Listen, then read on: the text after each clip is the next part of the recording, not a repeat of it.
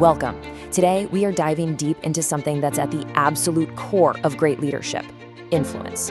And I'm not talking about that old school, top down, because I said so kind of authority. Nope, we're talking about something way more powerful and way more effective.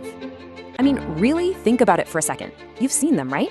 Those leaders who can just rally a team, get people excited about a new direction, and achieve incredible things, all without ever seeming to force anyone to do anything. How on earth do they pull that off? Well, that's exactly what we're going to unpack today. All right, so here's our game plan.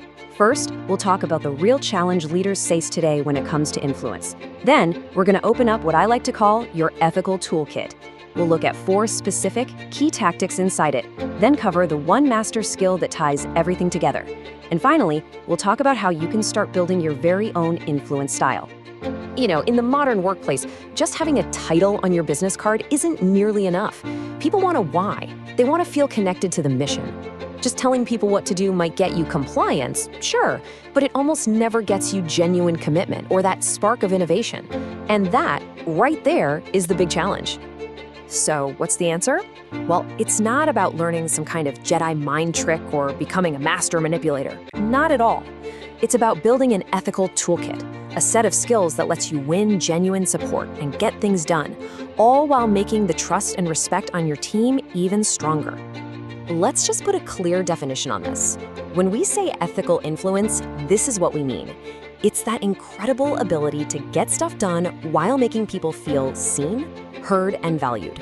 You're building consensus, not just demanding it. Honestly, this is the bedrock of what it means to be a truly effective leader today.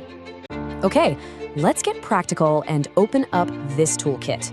We're going to pull out 4 specific, proven, and totally ethical tools that you can literally start thinking about and using right after this.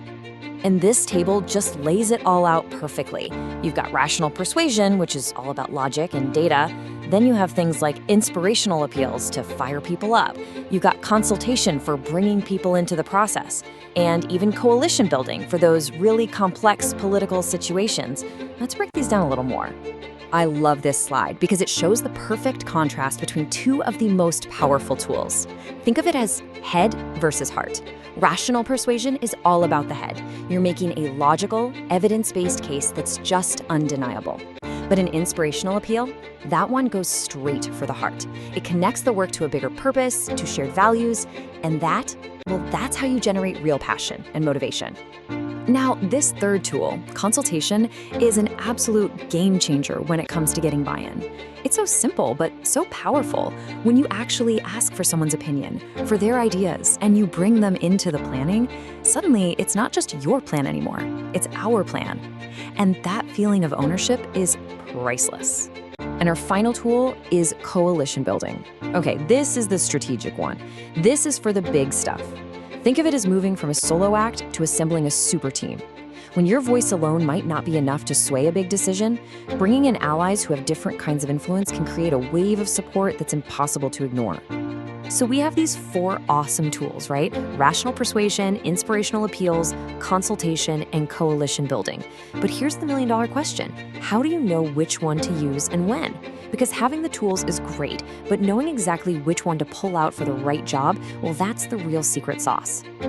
Okay, I want you to lean in for this one, seriously, because if you only take one single thing away from our time together, this is it. The number 1 most critical skill for effective influence isn't any single tactic we just talked about. It's adaptability. And here's why. There's no magic wand, no one-size-fits-all approach. The rock-solid logical case you build for your finance team might fall completely flat with your creative team. They might need an inspirational appeal. A huge strategic shift is going to need a coalition, while a simple process change just needs some good consultation. Your ability to read the room, to understand the people and the context, that's what makes all the difference. So, the big question is, how do you actually get better at this? How do you take these concepts and turn them into your own authentic leadership style? It really just comes down to one thing: intentional practice. And here is a super simple, super powerful way to practice. Before your next big meeting or conversation, don't just go in cold. First, analyze. Who am I talking to? What do I really want to achieve? Second, choose. Consciously pick one of these tactics instead of just going with your gut. Third, apply it. Try it out. And fourth, And this is the one everybody skips. Get feedback and adjust. Ask a trusted colleague how it landed, what worked, what didn't. This little loop is the engine for your growth. And this quote just wraps it all up so perfectly. At the end of the day, true influence isn't about just winning an argument. It's about becoming the kind of leader who can bring people together, make real progress happen, and do it all in a way that earns both results and respect. So I'm going to leave you with one final question to chew on. As you think about these 4 tools, rational persuasion, inspirational appeals, consultation, and coalition building, which one is your go-to? And more importantly, which one feels the most awkward?